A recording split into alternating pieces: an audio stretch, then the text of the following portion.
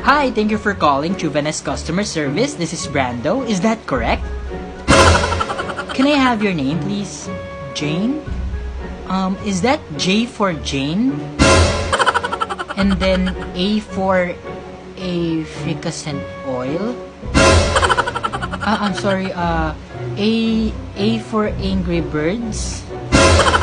And then N for NMAX? And the last letter would be E for India?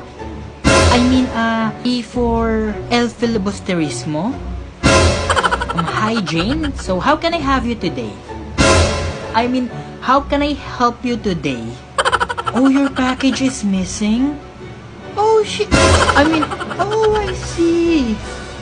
Don't worry, but I'm sorry. I'm sorry, but don't worry.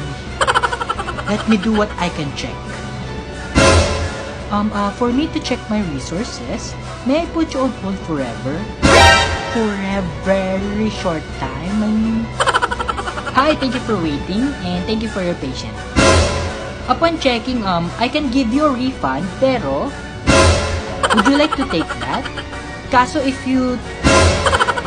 Oh, you will agree for a refund? Yon! Teka, let me just process this for you. Again, thank you for calling Brando. Our customer service. And again, my name is Brando. And I hope you have a wonderful day. Please enjoy the rest of your day. Have a great day today.